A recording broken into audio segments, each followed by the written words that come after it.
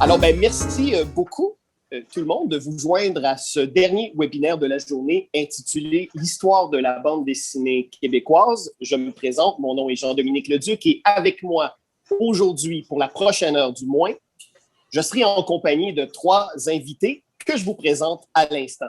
Alors, tout d'abord, Réal Godbout. Réal, bonjour. Bonjour. Alors, Réal Godbout, vétéran de la bande dessinée québécoise qui se passe de présentation, mais quand même, allons-y. Donc, Réal Godbout est dans le métier depuis le début des années 70, période qu'on avait nommée le printemps de la bande dessinée québécoise. Il est notamment dessinateur et co-scénariste des séries Michel Rist et Red Ketchup, parues à l'origine dans le magazine Crow. Depuis, il produit toujours comme auteur de bande dessinée ou à l'occasion comme illustrateur et n'a pas l'intention d'arrêter pour le moment. Ben, c'est une bonne nouvelle, ça, Réal. Tant mieux. Donc, bonjour. Au centre, Svian. Alors, je tiens à préciser que cette biographie est rédigée de la main de Svian et je la lis intégralement comme suit. Svian, né à Longueuil, habite à Montréal, fait de la BD, tripe sur la musique, aime faire des livres, veut faire des films. C'est à Svian. Clap, clap, clap. Alors voilà, ça c'était pour Svian. Salut Svian. Allô. Et finalement, dans le coin droit, nous avons Michel Viau, qui est scénariste et historien de la bande dessinée québécoise. Il a été rédacteur en chef de Safarir, directeur de collection aux éditions 400 coups Mécanique Générale et a dirigé quelques projets pour Glénat Québec. Il a, entre autres, écrit Les Années Crow avec Jean-Dominique Leduc et BDQ, répertoire des publications de bande dessinée au Québec. Il scénarise la série MacGuffin et Alan Smithy avec Ghislain Duguay et quelques reconstitutions d'affaires criminelles chez Glénat Québec. Michel Viau, bonjour. Bonjour. Ben alors voilà, encore une fois, une petite heure pour un vaste sujet, celui de la bande dessinée québécoise. Alors, vu votre présence à vous trois, j'ai longuement réfléchi à l'angle d'attaque. Et en fait, je me suis dit, tiens, on pourrait y aller peut-être de manière chronologique. Alors, je lancerai la discussion d'abord peut-être avec Réal Godbout. Donc, d'entrée de jeu, Réal, lorsque je vous ai présenté, j'ai dit que vous étiez un des auteurs qui est né lors du printemps de la bande dessinée québécoise dans les années 70. D'ailleurs, un des rares encore à ce jour actifs dans le milieu du 9e art québécois. Alors, Réal, lorsque vous avez débuté votre carrière, est-ce que vous aviez le rêve fou, le fantasme, ou aviez-vous la vision que la bande dessinée québécoise en arriverait là où elle est aujourd'hui? Bien, c'est difficile de prévenir l'avenir, de savoir oui, évidemment. L'évolution de toute chose, mais j'avais l'intention c'était un peu fantaisiste, dans le fond, de m'imaginer qu'au Québec, il y a quelque chose qui se développerait puis que je pourrais travailler dans ce domaine-là. Donc, j'ai entrepris une carrière dans un domaine qui, dans le fond, qui n'existait pratiquement pas. Sauf que, je dis ça, on parle du printemps de la bande dessinée québécoise et tout ça. Il y avait quand même, à mon époque, à cette époque-là, il y avait quand même une histoire de la bande dessinée. Je veux dire, ça n'a pas commencé avec moi quand même. Ça n'a pas commencé avec ma génération.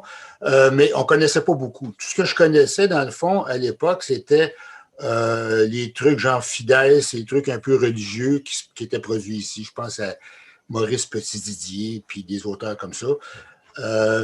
Et puis, il y avait Onésime, mais Onésime, je ne connaissais pas parce qu'il fallait rester à campagne pour connaître. En campagne, j'imagine que tout le monde connaissait Onésime. Puis, un petit peu avant moi, il y a eu le Gang du Chien-Dent. Ça, on connaissait un peu. Mais simultanément, il y a d'autres personnes en même temps que moi qui ont eu ce projet-là un petit peu fou, peut-être, de faire de faire carrière en bande dessinée, puis d'instaurer une édition de bande dessinée au Québec. Puis ça a commencé tout petit. On parle du printemps de la bande dessinée, mais c'est sûr qu'à l'époque, on n'était pas très connus. C'était très marginal. En quelle année, ça? On faisait des magazines. En réalité, c'était comme des fanzines. Oui, donc au début des années... À Montréal, à Gatineau, à Québec, à Sherbrooke, qui ont eu un petit peu la même idée au début des années 70. Puis c'est comme ça que, après ça a continué. Oui, parce que la bande dessinée existait déjà et Michel Viau pourra évidemment en témoigner. Mais néanmoins, il y avait ce désir de s'organiser, en fait, de s'assembler, de se rassembler et de produire et d'être diffusé. Est-ce que je me trompe, Réal? Oui, oui, c'est sûr que quand tu fais de la bande dessinée, c'est pour être publié. Oui. Généralement. Oui. De quelle façon j'ai entendu. Moi, j'étais au cégep, puis je ne savais pas trop ce que je m'en allais. J'entendais parler un peu de bouche à oreille. J'ai entendu parler qu'il y avait un projet qui partait à Sainte-Thérèse. Puis il y avait, c'était le magazine BD.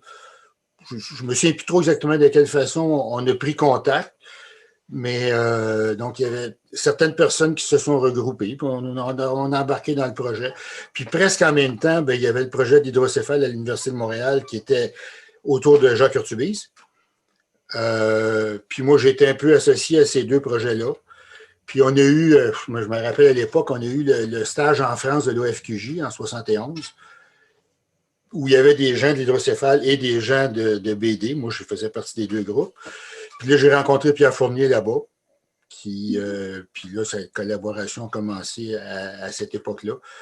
Fait que finalement, puis il y avait d'autres groupes qui se sont formés. Puis à un moment donné, les gens, il y a un milieu tranquillement qui s'est formé, qui n'était pas nécessairement connu du grand public, en tout cas pas au début. Mais les gens ont appris à se connaître. Puis c'est d'ailleurs quand tu disais que je suis un des rares qui continue de cette époque-là. Moi, à moins que je me trompe, là, peut-être que Michel pourrait me corriger si je me trompe. J'ai l'impression que dans les auteurs encore actifs, je pense que c'est moi le plus vieux. Il y a Louis Rémillard qui avait débuté en 72. Louis Rémillard, André-Philippe Côté ont commencé dans Patrimoine à Québec. André-Philippe Côté, il fait de la caricature. Maintenant, oui, mais il a commencé en faisant de la BD. Je pense qu'ils sont plus jeunes que moi. Il y a Mario Malouin aussi qui a commencé en 76, je pense, avec Plouf. Ou 74, quelque chose comme ça, avec la revue Plouf. Donc, des auteurs de Québec qui ont commencé dans cette période-là, au printemps de la BD québécoise, qui continuent encore aujourd'hui.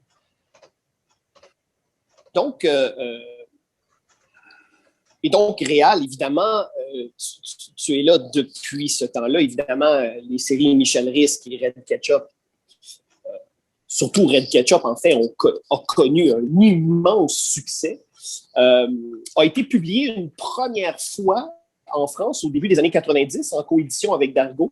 Ouais. Mais on peut dire que c'est véritablement 20 ans plus tard, donc avec les éditions de la Pastèque sous sa forme d'intégrale, que vraiment Red Ketchup est parti à la conquête du vieux continent. Il faut dire, en partant de Michel Risque et Red Ketchup, évidemment, doivent leur succès au succès du magazine Crow. Parce que moi, pendant toutes les années 70, dans le fond, j'ai fait des essais en illustration, en BD, des expériences, des trucs. J'arrivais à survivre là-dedans. Mais quand le magazine Crow a commencé en 79, là, il y a eu un succès énorme. Puis là, c'est devenu tout à coup connu du grand public.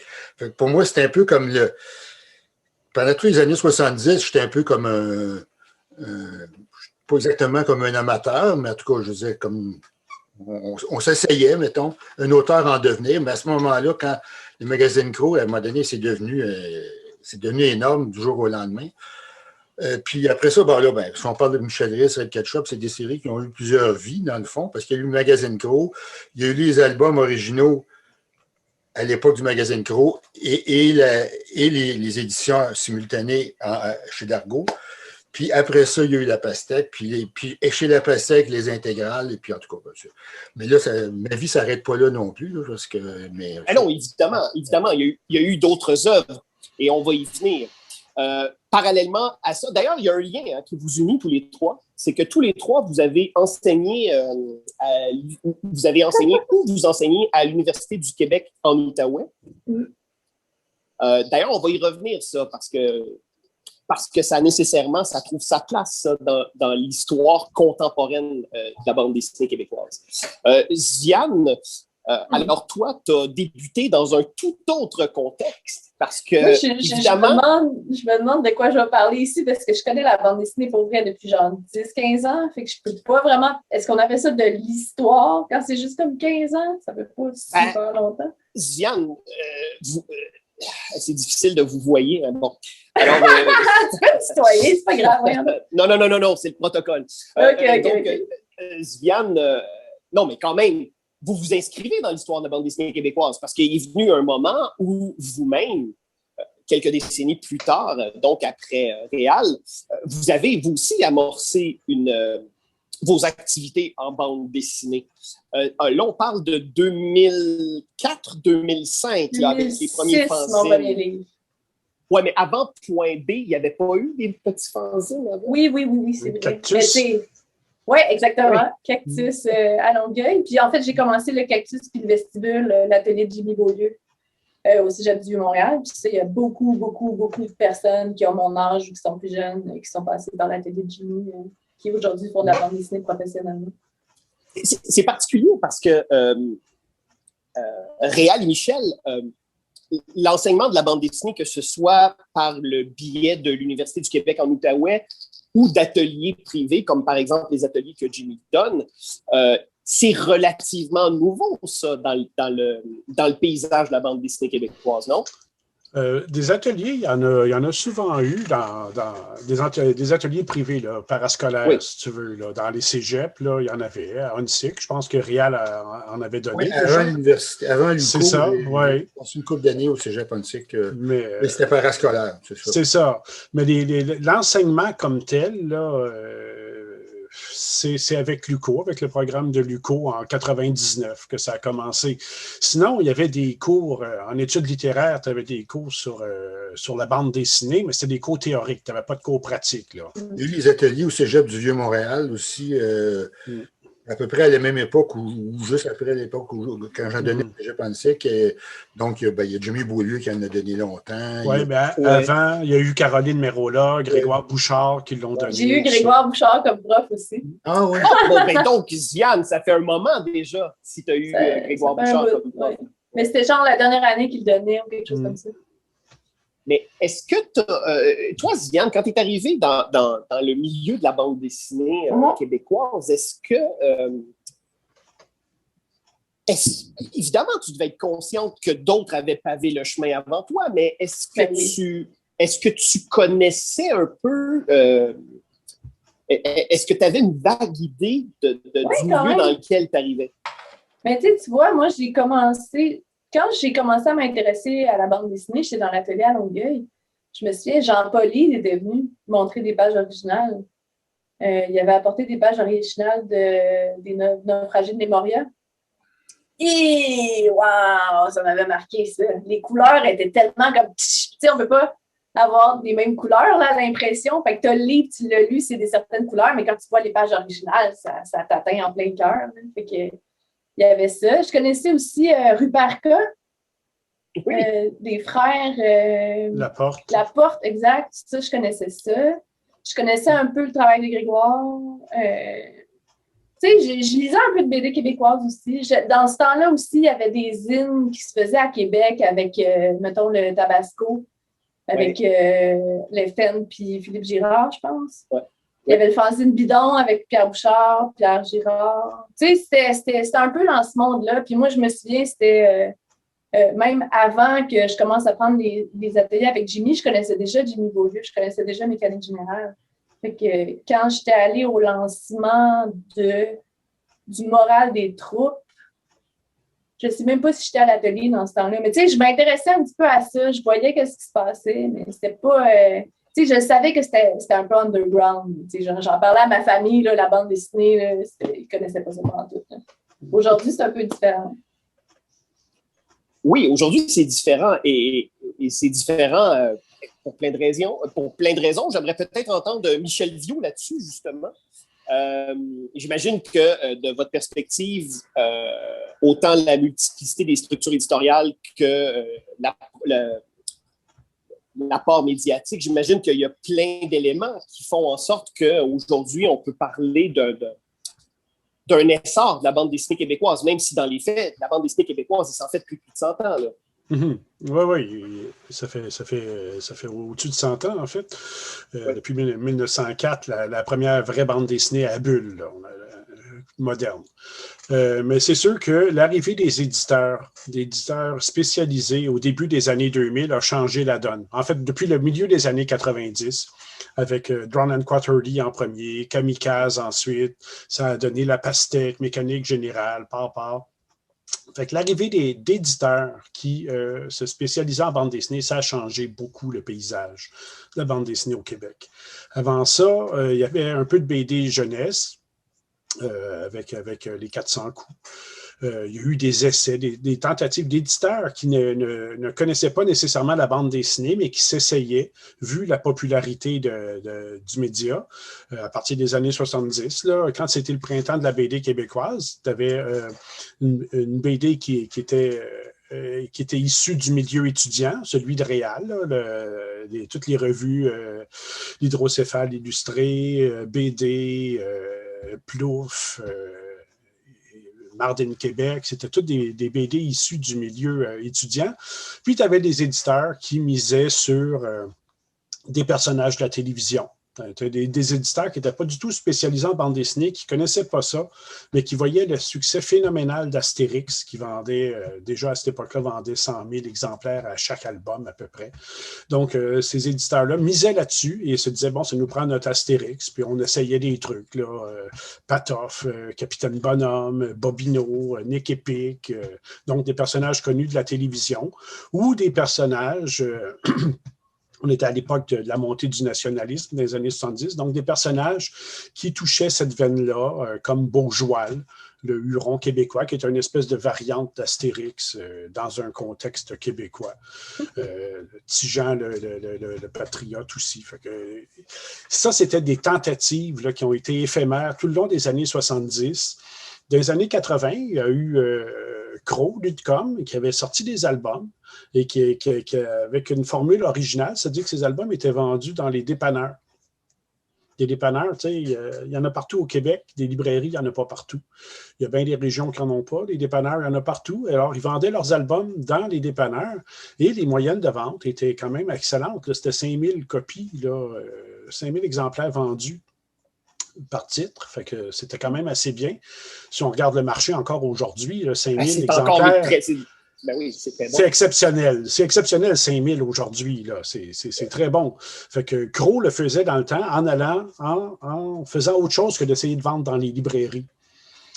Fait que ça, c'est une formule qui n'a pas été poussée plus loin, malheureusement. Là. Ça a duré juste quelques albums. Et puis ensuite est apparu là, les petits éditeurs indépendants là, que j'ai nommés tantôt, Drawn and Quarterly. Il y a une chose, je voudrais préciser aussi, il y a la grosse différence, dans le fond, entre ce qu'on appelait le printemps de la bande dessinée québécoise, années 70, 80 et le 21e siècle, aujourd'hui. C'est, à l'époque, c'était le magazine, les publications en périodique qui constituaient l'essentiel de la publication. Aujourd'hui, les magazines, il y en a de moins en moins. Les parutions, même, il y a eu à l'époque, on essayait de faire des bandes dessinées quotidiennes dans les journaux. Je pense qu'il n'y a plus grand monde qui penserait, je ne sais pas si oui, ça continue. Encore, mais je pense que c'est plus vraiment quelque chose qui est très à la mode de faire des. Donc, la publication en périodique a été en grande partie remplacée par la publication en album. Puis ça, évidemment, ça change le contenu aussi. C'est pour ça qu'il y a du monde c'est pour ça qu'on fait des romans graphiques. Parce qu'à l'époque, le terme, je sais que ça achale bien du monde, là, mais je continue à l'utiliser. En tout cas, dans le fond, les romans graphiques, c'est de la bande dessinée qui n'est pas conçue d'abord pour les publications en périodique. C'est conçu pour être publié directement en album. C'est qu'aujourd'hui, tu as plus d'albums, plus d'éditeurs d'albums, mais les magazines, c'est presque disparu. Et ça joue sur sur les revenus des auteurs. C'est-à-dire qu'avant, quand ils publiaient dans des magazines, ils étaient payés à la planche, publiés par le magazine. Ça, c'était plus lucratif que les droits d'auteur aujourd'hui. Oui, parce que, tu sais, les tirages de 1000 copies là, au Québec, c'est pas ça qui enrichit son auteur, mettons. D'ailleurs, bon, évidemment, Réal et Sviane, vous avez fait vos débuts dans 2 décennies complètement différentes. Réal, à l'époque, là, lorsque, par exemple, parce que tu as collaboré quand même avec... vous avez... Mon Dieu, j'ai tutoyé. Vous avez quand même collaboré, Réal, avec Pierre Fournier, entre autres, sur le Capitaine Québec. Ben, publier le Capitaine Québec ou publier l'Illustré, ça devait être beaucoup plus compliqué et coûteux que, par exemple, aujourd'hui, publier un fanzine, comme Sviane en a fait tant. Est-ce que c'était... donc, j'imagine que c'était beaucoup plus laborieux et coûteux, Réal, à l'époque. Oui, ben moi, je ne m'occupais pas vraiment du travail d'éditeur. Moi, je produisais des planches de BD, des histoires, mais c'est sûr que ben, tout ce qui est les conditions techniques, par exemple, pour l'impression, les coûts d'impression à l'époque, que ce soit pour des albums, des magazines, tout ça, c'était très difficile. Par exemple, pour un album, c'était très... C'est vrai ici, mais c'est vrai ailleurs aussi. À l'époque, c'était très difficile de rentabiliser un album avec un petit tirage. Puis déjà, pour l'éditeur, là, ici, je ne sais pas c'était quoi à partir de quel chiffre, de quel chiffre de vente ça pouvait devenir rentable, mais il fallait atteindre un seuil assez élevé. Tandis qu'aujourd'hui, ben, je veux dire, si tu t'en sors 500 puis tu en vends 500, ben, tu ne feras pas fortune, mais tu ne seras pas dans le trou non plus. Donc, c'est plus facile pour des raisons techniques de faire fonctionner de fonctionner avec des petits tirages aujourd'hui. D'ailleurs, il y a Jimmy Beaulieu qui me disait qu'en fait, lorsqu'il imprimait un nouveau titre chez Colosse, donc une structure en autopublication, ben qu'au final, en vendant lui-même ses exemplaires qu'il a imprimés, il réussissait à faire plus d'argent qu'un album officiel publié chez un éditeur québécois. Ça doit dépendre quel album, quand même. Oui, évidemment. Mais par exemple, Sviane, vous faites la revue La Jungle. Oui. Là, on n'est plus dans le fanzine, là. On est dans le fanzine de luxe. Oui, c'est ça, exactement. Ouais. Mais vous avez quand même fait beaucoup de fanzines, surtout là, peut-être en lien avec les 24 heures de la bande dessinée. Quand même, vous avez publié beaucoup de... J'ai fait deux petits livres avec des 24 heures, mais tu sais, le revenu des fanzines, je pense que je vois un peu ce que Jimmy peut dire parce que tu peux vraiment... parce qu'il en fait quand même souvent aussi des autopublications. Oui. Il y a un lectorat qui se construit puis il fait de la BD depuis tellement longtemps. Mais moi, personnellement, je fais plus de revenus avec mes droits d'auteur qu'avec mes fanzines. Mais je pense que le modèle pourrait exister quand même. Ouais. Mais il faut... En tout cas, je ne sais pas trop. Là, j'ai l'impression qu'il faut être vraiment... Ben, pas nécessairement, mais mon impression, c'est qu'il faut être vraiment actif sur les réseaux sociaux pour vendre beaucoup de fanzines. Ouais, c'est une autre approche. C'est ça, c'est comme... C'est difficile à comparer. L'auto-édition, puis moi, je me suis jamais essayé, puis ça ne me tente pas vraiment, mais il y en a qui fonctionnent comme ça. Il y en a quand ceux qui vont diffuser juste sur le web. Je ne sais pas comment ils arrivent à rentabiliser ça, mais il faut... Il y en a de plus en plus aussi qui vendent de la merch. Genre, ils font des stickers, ils font des prints, ils font des t-shirts. Fait que tu as un certain revenu avec ça qui te permet, en à côté, de faire tes bandes dessinées quand tu en fais. Mais c'est de la gestion énorme, là, ça prend énormément de temps. Fait que moi, personnellement, j'aime mieux faire de la BD avec ce temps-là. Mais il y a plein de marchés qui sont en train comme de pousser dans différentes directions pour essayer toujours d'être rentable parce qu'on le sait, là, la BD, c'est pas rentable, c'est des milliards d'heures, puis on n'a pas beaucoup d'argent. Fait de plus en plus, les gens ils trouvent des idées là, à droite et à gauche pour essayer d'en faire. Diffusion. Si j'avais 25 ans, mettons, je me pose la question, quelle avenue je choisirais pour diffuser mon travail? Là, je veux dire, je continue à faire ce que j'ai toujours fait, de publier des albums, puis je veux dire, je mets ça dans les mains d'un éditeur puis en qui j'ai confiance, puis en espérant que ça marche. Mais tu sais, je veux dire, je ne cherche pas à me bâtir quelque chose un nouveau public ou tant mieux s'il y a plus de gens qui l'apprécient. Mais si j'étais en début de carrière, peut-être que j'irais directement sur le web, peut-être que je ferais de l'auto-édition, peut-être que je trouverais d'autres formules. Je ne sais pas, pour un jeune auteur, c'est quoi les avenues qui s'ouvrent aujourd'hui? Je serais bien mal placé pour le dire.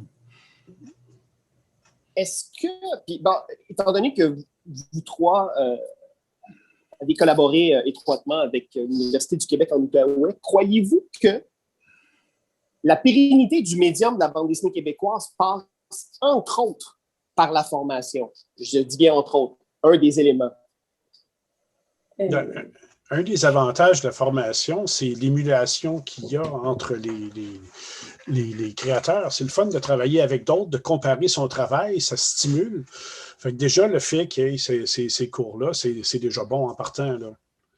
Il faut travailler avec d'autres pour pouvoir se comparer, pour pouvoir s'améliorer, pour pouvoir se critiquer. Et si, en plus, il y a des professionnels qui peuvent aider les jeunes à se développer, c'est encore mieux. La formation vient autant pour les étudiants, la formation vient autant des collègues que des profs. Exact. En fond, il y a un milieu qui se crée, les gens se connaissent. C'est sûr que c'est plus de la bande dessinée, si tu connais personne, si tu ne vois jamais personne, faire ça tout seul dans ton coin, c'est pas évident. Là. Fait que, Oui. Oui. Ben, mais quand même, dans plein de sens. Et pourtant, Réal, à votre époque, l'émulation passait autrement. Ça passait par les différents groupements, par les différentes cellules de créateurs. Mm-hmm. Mais je pense que l'émulation est vraiment importante. C'est ça que l'université donne qui est vraiment le fun, sauf qu'on n'est pas obligé d'aller à l'université pour avoir cette émulation-là. C'est pas la seule. C'est ça. C'est ça. Il faut faire partie comme d'un groupe. Il faut s'entourer d'autres gens. Ça peut être par l'atelier de Jimmy Beaulieu ou ça peut être autour d'un projet de revue comme à l'époque de Réal. Donc, tu avais des gens qui se rassemblaient pour faire quelque chose et donc qui se parlaient puis qui comparaient leur travail puis qui le commentaient. Oui. Donc, il y a du monde qui se ramasse aujourd'hui sur Instagram. Il y a une nouvelle maison d'édition qui est en train de voir le jour qui s'appelle Nouveau Système. Qui essaie de faire de la BD un peu... c'est Algofa qui a parti ça. C'est nouveau. C'est du monde qui se sont un peu connus sur Internet, qui se sont tous mis ensemble. Donc, j'ai l'impression que c'est peut-être pas du monde qui habite dans la même ville nécessairement. Mais il y a une émulation qui est là, évidente. Là. Ils ne sont pas allés la chercher dans une université. Pardon, Réal? Non, je disais en 70, il n'y avait pas de réseaux sociaux. Oui, paraît-il. En fait, le réseau social... Le réseau social existait, il n'était juste pas sur Internet. Non, il était en présentiel. Oui. Est-ce qu'aussi la pérennité du médium ne passe-t-elle pas aussi par les événements? J'aimerais vous entendre là-dessus parce que, bon, évidemment... il n'y a pas eu d'événements cette année, puis on a eu quand même des livres. Fait que... Oui, sauf que si on remonte le fil du temps quand même, à l'époque de Réal, il y a eu le premier festival international de la bande dessinée de Montréal au milieu des années 70 et s'en est suivi donc différentes manifestations. Donc, pour vous trois, est-ce que, là, même si on est en année de pandémie, là, est-ce que pour vous, l'événementiel, c'est l'occasion aussi d'aller à la rencontre des lecteurs puis de développer un lectorat? Ben, j'imagine, c'est difficile à évaluer, par exemple, mais s'il n'y avait jamais de festival, jamais de salon du livre, s'il n'y avait jamais de lancement, on ne se verrait pas, puis on ne rencontrerait pas des lecteurs en personne. J'imagine que ça contribue, mais dans quelle mesure, je ne sais pas. Il y a des auteurs très connus qu'on ne rencontre jamais. Mais généralement, il y a un milieu, puis les gens se connaissent. Puis il y a une certaine. Dans le public, il y a des gens qu'on rencontre régulièrement. À tous les festivals, quand on fait des séances de dédicaces, ils viennent faire leur tour. Tout, mais... Oui, ben c'est aussi l'événement fait une grosse publicité aux médias et aux auteurs qui sont présents. Tu attires l'attention du public sur la bande dessinée pendant cet événement-là. Ça dure une semaine, ça dure 3 jours, une fin de semaine. Tu attires l'attention du public sur la bande dessinée et les gens qui y vont peuvent aller pour rencontrer un auteur, mais ils peuvent en découvrir un autre aussi qui n'aurait peut-être pas, qui n'aurait pas découvert autrement. Donc, ça a du bon, les événements. C'est bien qu'il y en ait étalé sur l'année. Ça fait la promotion du média. Moi, ça me manque au bout les événements. Fait évidemment que je vais dire comme il en faut. C'est des fêtes. On en est un peu privé en ce moment, mais, en présentiel, mais ouais. C'est parce que j'ai l'impression aussi que les gens qui font de la bande dessinée, c'est un peu des loners. C'est-à-dire, c'est du monde qui sont devant leur table à dessin, c'est du monde qui travaille tout seul, c'est des gens des fois qui travaillent quasiment dans des cavernes. Puis je pense que ça fait du bien à tout le monde d'un moment donné sortir de sa caverne, là, puis de se voir. Puis moi, je suis toujours super ravie de voir mes collègues en festival. Les lecteurs aussi, c'est super important, mais les collègues, vraiment, je m'ennuie vraiment, vraiment beaucoup de ça. On a une question dans le chat de Marc-André Morancy qui se lit comme suit.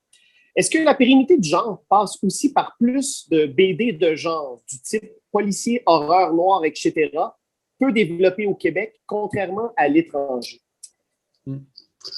Si je peux me permettre, le Québec est particulier par rapport, mettons, au reste de l'Europe pour ce qui est de la BD de genre. Il n'y en a pratiquement pas ici. Ici, ce qui marche, c'est les romans graphiques, ce qui représente 10% du marché en Europe. Ici, c'est le contraire.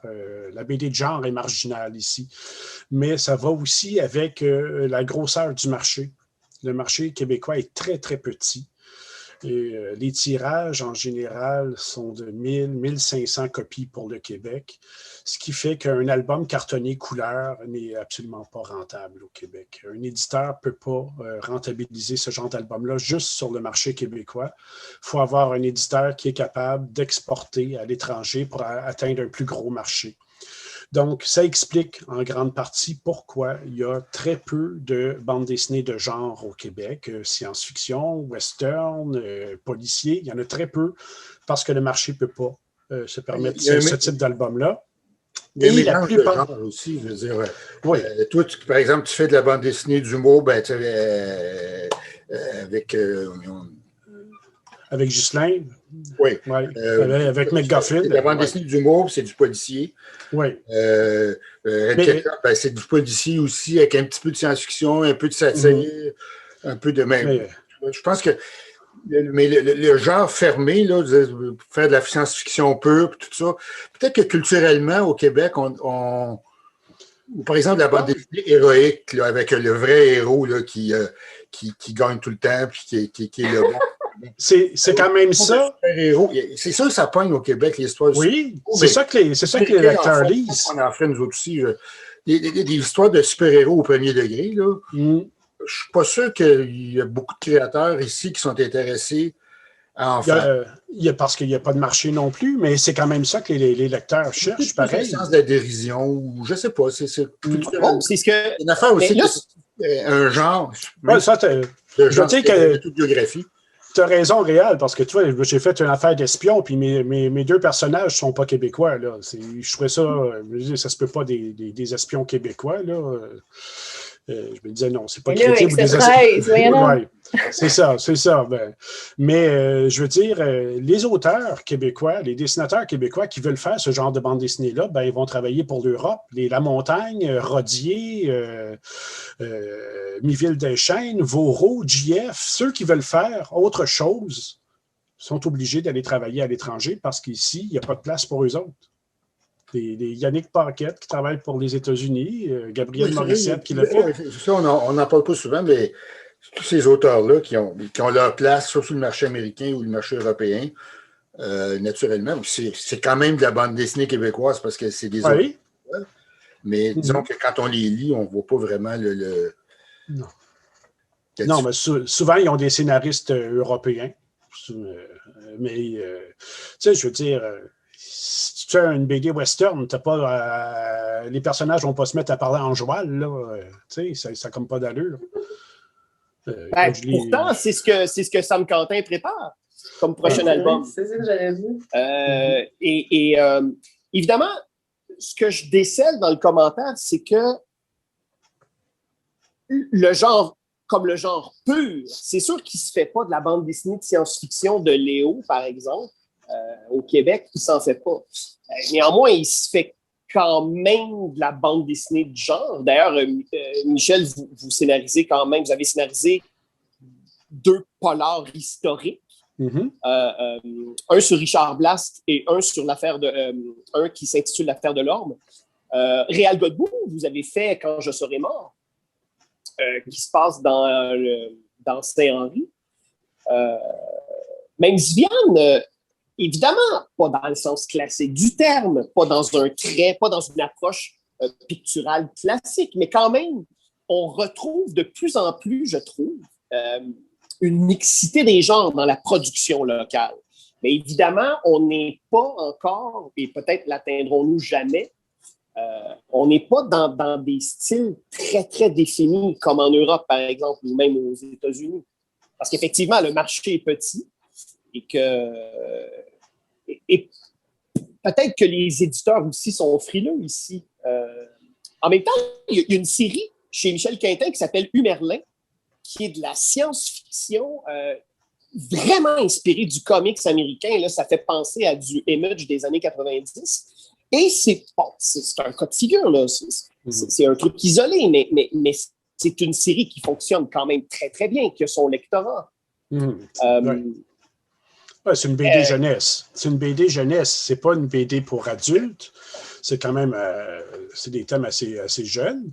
C'est une BD adolescente, je te dirais. Là. C'est pas pour les enfants de 8 ans, mais c'est pas une BD adulte. Là. C'est pas du Moebius, là. Non, ça c'est sûr. C'est un marché, moi je trouve intéressant ce qui se passe dans la BD jeunesse au Québec. C'est là que je trouve qu'il y a le plus d'imagination. Je pense à Jimmy Tornado, à La Rose du Ciel. La BD de genre existe un peu dans la BD jeunesse au Québec. Mais sinon, dans la BD plus adulte, il n'y en a pas beaucoup. Ou il faut aller ailleurs. En même temps, c'est ça aussi, c'est une offre complémentaire. En même temps, est-ce que le risque est moins grand? Qu'est-ce qui explique que, par exemple, il se fait plus de bandes dessinées de genre pur dans le jeunesse? Est-ce que c'est parce que la prise de risque est moins grande? Parce qu'il y a déjà un lectorat de base par le truchement des ventes aux collectivités. J'ai juste une question. Qu'est-ce que vous appelez la BD de genre? Bonne question. Là, j'ai l'impression qu'on parle juste de la BD en couleur, là, des 40 non, c'est pas du tout. C'est la BD. En fait, toutes les BD sont de genre. Hein, même, ça peut être de la comédie sentimentale ou ça peut être le drame psychologique. C'est un genre pareil. Mais en général, on appelle de genre ce qui est western, science-fiction, fantastique, policier, aventure. C'est ce qu'on appelle genre par rapport à la grande littérature. Parce que moi, j'ai l'impression qu'il y a un virage de genre dans, mettons, les éditions Papa chez La Pastèque depuis comme peut-être 2 ans. Tu sais, il y a Risque qui fait folk, il y a eu une BD de vampire, il y a des polars. Moi, je fais une BD d'aventure. Tu sais, il y a eu un switch récemment, j'ai l'impression. Puis le genre est c'est en train de se mixer avec ce que vous appelez le roman graphique, mais j'ai l'impression que c'est pas... de dire que ça n'existe pas au Québec, je ne suis pas sûre. Mais c'est ça dépend c'est quoi la définition. C'est ça. Le genre, est-ce que c'est encore de la BD de genre? C'est ça. Ouais, mais en fait, c'est ce que je vois qui se fait chez La Pastèque, c'est du genre au 2e degré, c'est pas du genre au 1er degré, là, comme il s'en fait plein en Europe et aux États-Unis. C'est un autre genre de genre. Alors, que dire, par exemple... un autre genre de genre. Que dire, par exemple, à ce titre-là, d'un éditeur comme Front Froid, qui a publié le triptyque Far Out, qui est un western spaghetti spatial. On a Hiver nucléaire, la trilogie de Caroline Brault, qui, oui, aborde le genre science-fictionnel, mais quand même qui est en second plan. Mais pour vrai, je sens en tout cas chez Front Froid une volonté d'abonder dans ce sens-là. En même temps, est-ce que ça répond au canon esthétique de Mobius? Peut-être pas. Mais moi, je suis très, très curieux de voir quelles seront les prochaines années. Qu'est-ce qu'ils vont publier dans les prochaines années? Justement, Front Froid. À l'origine, Front Froid, c'était ça. Front Froid visait à publier de la BD de genre. C'était leur objectif. Comme quand j'étais chez 400 coups, on avait la collection Rotar qui visait à publier ce genre de bande dessinée-là aussi. Fait que, donc, il y a une volonté, mais c'est très difficile parce que le marché est petit. Et puis, écoute, Front Froid ne fait pas des albums cartonnés en grand format non plus. Il fait des couvertures souples, pour format un peu plus petit. Ça coûte moins cher à produire.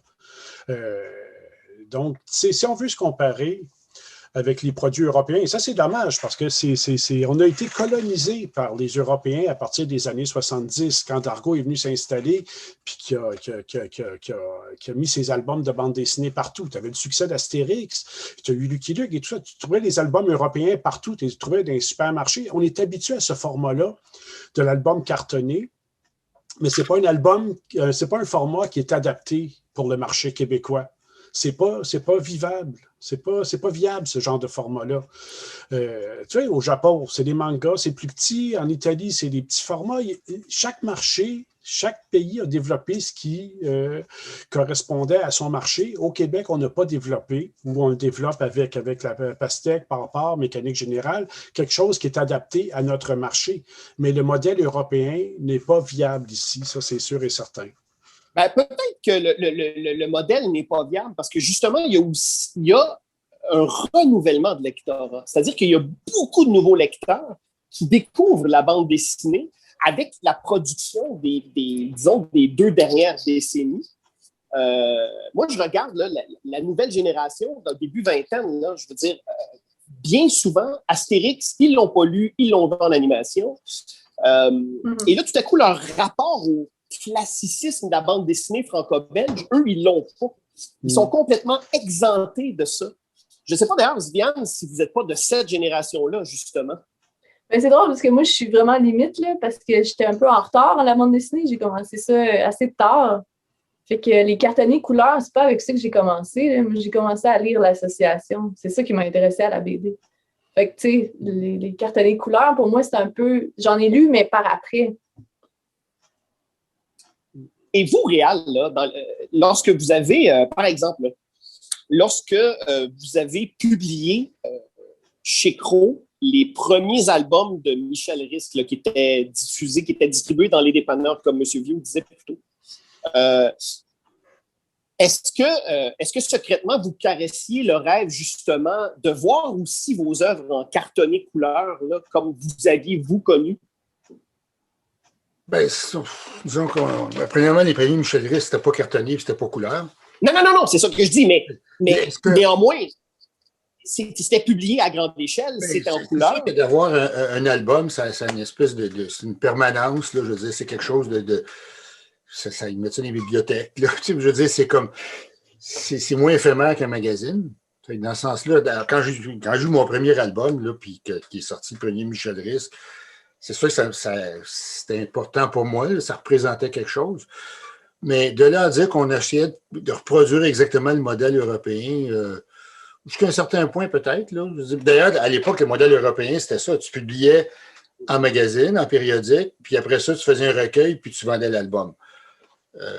Ce qui était très, très avantageux pour les auteurs à l'époque, là, mais bon.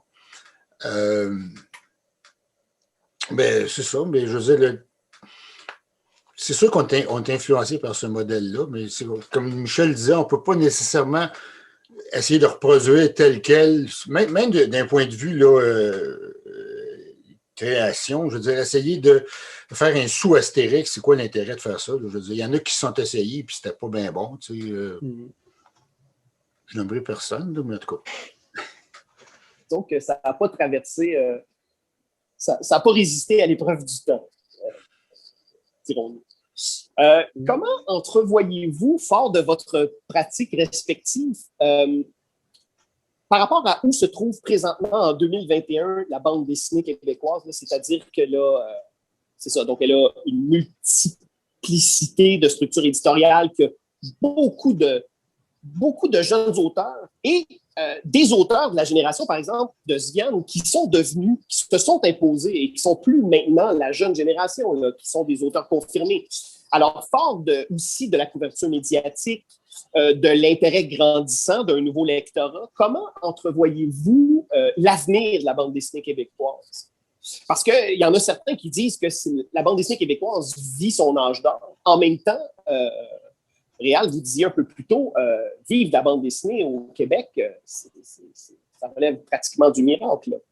Donc, comment entrevoyez-vous disons, je ne sais pas moi, la prochaine décennie pour la bande dessinée québécoise? Il va y avoir de plus en plus de monde. Je pense qu'il va y avoir de plus en plus de monde qui vont faire de la BD, parce que tout le monde va se rendre compte que c'est l'art le plus cool. C'est ça. C'est ma prédiction. Un peu partout, il y a de plus en plus d'auteurs, mais le lectorat n'augmente pas si vite que le. Ben, plus il y a des auteurs, plus les auteurs achètent des livres. Fait que... Alors, oui, non, mais c'est vrai, Réal. Un des grands défis de la bande dessinée québécoise, puis on remonte à plusieurs années, là, c'est pas nouveau ce défi-là, c'est de développer le lectorat. Comment on développe davantage le lectorat au Québec? On n'a rien à faire, ça s'en va tout seul. Moi, je le vois, là, le monde dans les salons de livres qui s'intéresse, c'est une pente ascendante. Là. On n'a pas besoin de rien forcer, là, ça monte au bout. Là.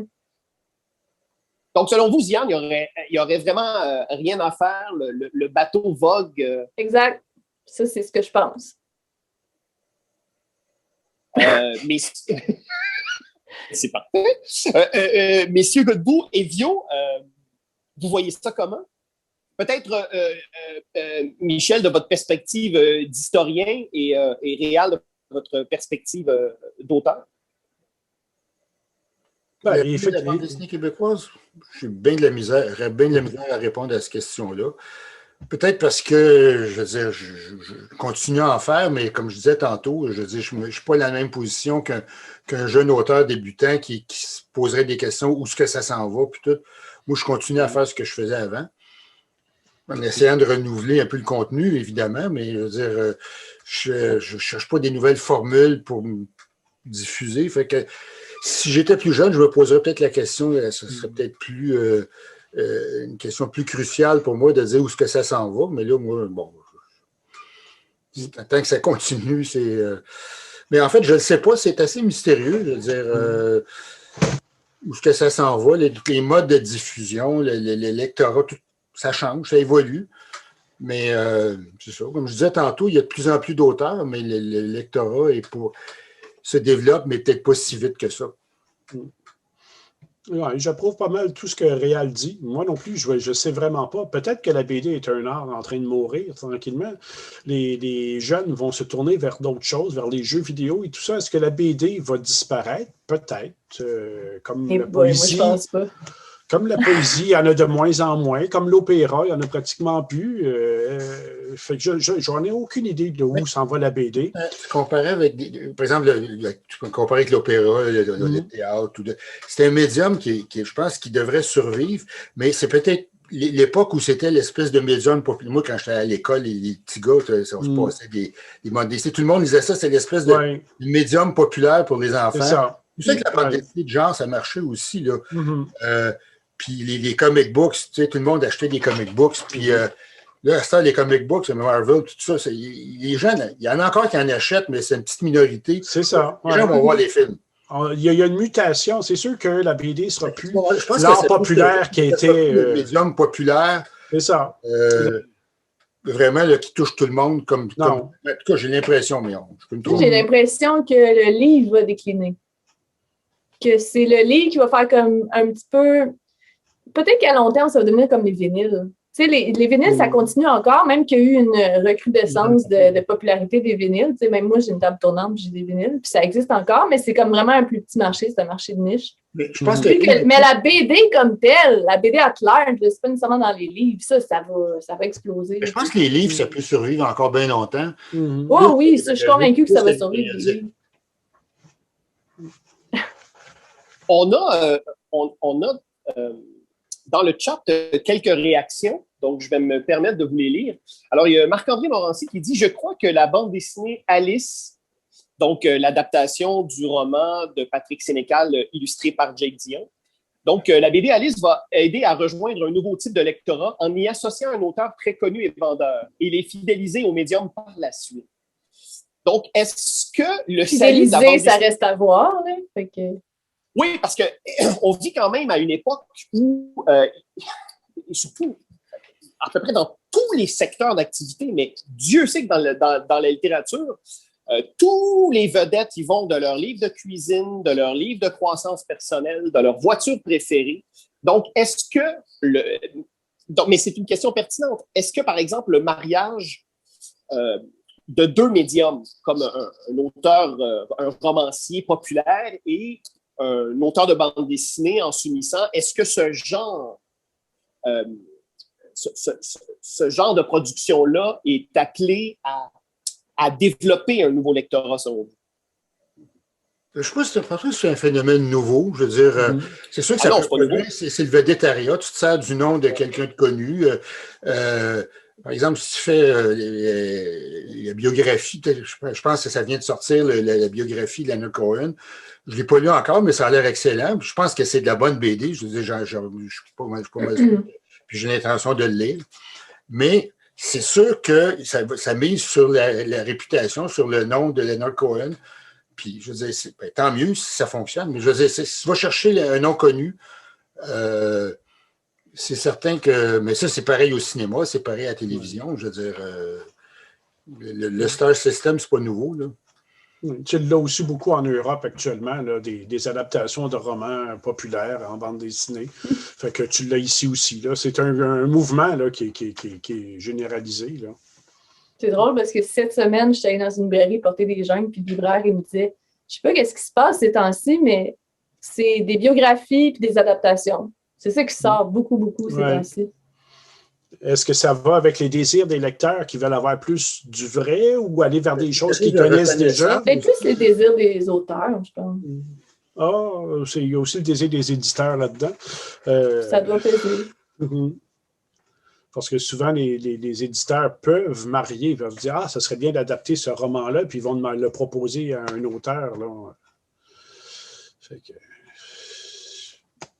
Alors, on a un autre commentaire dans le chat de Greg Noack qui se lit comme suit. « Le lectorat jeunesse est naturel, quant à moi. Je me pencherai plus sur le développement du lectorat adulte au Québec. Ne devrait-il pas venir avec une maturation de la BD, une prise au sérieux et un soutien par les médias comme celui opéré envers la littérature plus classique? Une proposition de roman graphique plus proche d'un livre par sa densité pour permettre un intérêt plus assuré et stimulé pour les adultes. »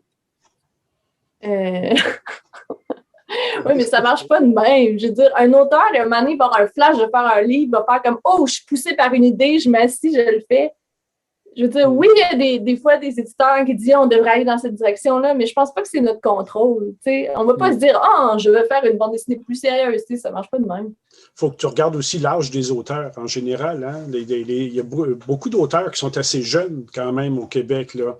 Il n'y a pas eu une longue tradition. Là. Il y a comme une coupure pratiquement entre les auteurs de Crow et la nouvelle génération. Fait que c'est sûr que si tu as 20 ans, tu ne te fais pas une œuvre aussi profonde que si tu en avais 75. T'sais. C'est vrai qu'il y a pas mal plus de jeunes auteurs que de vieux auteurs en ce moment. Ça, c'est vrai. Mais à propos du lectorat adulte, je pense qu'il y a vraiment comme deux catégories de lecteurs adultes. Il y a les nostalgiques. Les autres, dans le fond, ils veulent retrouver la BD de leur enfance. Fait que c'est le fun, là, mais puis il y en a qui sont vraiment maniaques, là, puis bon. Mais c'est le fun, mais c'est pas avec ça qu'on avance, là, je veux dire. Je pense. Puis il y a d'autres lecteurs adultes qui ont essayé, qui sont toujours intéressés par la nouveauté. En même temps, je pense que la bande dessinée gagne en diversité. Tant mieux si le marché de la nostalgie conserve des lecteurs au médium qui vont quand même, comme vous le dites, Réal, rester accrochés à certaines lectures. La bonne nouvelle là-dedans, c'est que ça permet aussi peut-être à une nouvelle génération de d'entrer en contact avec des classiques de d'autres époques qu'ils n'auraient pas connus autrement. Par exemple, Viviane, est-ce que tu as déjà lu Ricochet? Non. Alors, tu vois, par exemple, peut-être qu'un jour, vous seriez tenté, avec une superbe intégrale, de dire, ah, tiens, j'essaie ça. Et tout à coup, c'est un clair, monde là. s'ouvre à vous. Moi, c'est plus, tu sais, moi, comment je découvre les affaires qui sont parues avant que je commence à faire de la bande dessinée, c'est toujours par mes amis qui m'en parlent. Ah, t'as pas lu ça, faut que tu lises Philémon, mettons, tu sais, faut que tu lises ci, faut que tu lises ça. Fait que c'est vraiment, c'est encore de l'émulation, là, comme on disait au début. Alors, peut-être une dernière question dans le chat d'Anna Giuffret, que je salue. Anna, allô? chercheuse italienne, donc, qui s'intéresse beaucoup à la bande dessinée québécoise et qui vient à l'occasion ici au Québec. Alors, elle demande, est-ce que vous pensez que les auteurs de la bande dessinée québécoise s'intéressent et s'inspirent peu des mangas? De plus en plus. De plus en plus, le monde s'intéresse au manga, là, je le vois au bout. Là. Mais ça, j'ai vu le changement. Mettons, en enseignant, là, à l'UQO, oui. Il y a une évolution. À un moment donné, c'est apparu. Moi, quand j'étais jeune puis je faisais de la bande dessinée, les mangas, on ne connaissait pas ça. Mais à un moment donné, dans Red Ketchup, et, à un moment donné, j'avais rencontré Tezuka en personne. Puis on a intégré un peu, il y a une histoire qui se passe au Japon, puis tout ça, mais c'était un phénomène nouveau. Puis à un moment donné, pour des générations plus jeunes, ben c'est en bande dessinée, les mangas, c'est la référence. Même, ça m'intrigue toujours un peu parce qu'on se demandait comment définir la bande dessinée de genre, mais comment est-ce qu'on définit le manga? C'est-tu la bande dessinée qui est faite au Japon ou c'est la bande dessinée qui peut être faite dans n'importe quel pays, mais à la façon japonaise? Non, mais il y a un nouveau genre qui est apparu, ça ne fait pas si longtemps que ça, c'est la BD franco-japonaise. Il y a du monde qui n'ont jamais lu de manga de leur vie du Japon, mais ils ont un style qui font manga puisqu'ils lisent des bandes dessinées qui sont faites en France qui sont inspirées du manga. Ils vont dire que le manga, c'est comme. Ce serait autre chose que de la bande dessinée. Ils vont dire qu'il y a la bande dessinée et le manga, ou qu'il y en a qui vont faire la distinction. Mais non, au Japon, j'ai eu une discussion un moment donné avec un gars qui était au musée du manga de Kyoto, genre un japonais, là. Puis, il me disait un moment donné, ouais, mais toi, ce que tu fais, c'est pas du manga, c'est de l'art. Puis j'ai fait comme quoi? Genre, dans sa tête, le manga, c'était comme plus considéré comme un produit de consommation. Fait que déjà, tu sais, les mentalités sont vraiment, vraiment différentes quand tu rentres dans le manga, quand tu vas sur place, tu sais. D'ailleurs, Siane, on retrouve une certaine inspiration dans votre production.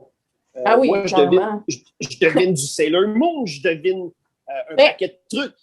En fait, moi, j'ai pas eu une influence du manga, j'ai eu une influence de dessin animé. J'ai beaucoup regardé des dessins animés, mais j'ai pas lu tant de manga. Alors, écoutez, le temps file, il reste 1 minute. Donc, le temps de vous remercier, Réal Godbout, Viviane et Michel Viaud, d'avoir participé à ce webinaire. Ce webinaire, d'ailleurs, qui fut présenté en collaboration avec le ministère de la Culture et des Communications du Québec, l'ambassade du Canada à Paris et le marché international des droits du Festival BD d'Angoulême. Et nous invitons donc vous tous, internautes, à passer du côté du site québecbd.com pour vraiment vous tenir au courant de cette programmation assez riche. Donc, programmation qui s'étendra jusqu'au 13 juin prochain. Alors, à vous trois, merci beaucoup et bon vent pour la suite des choses.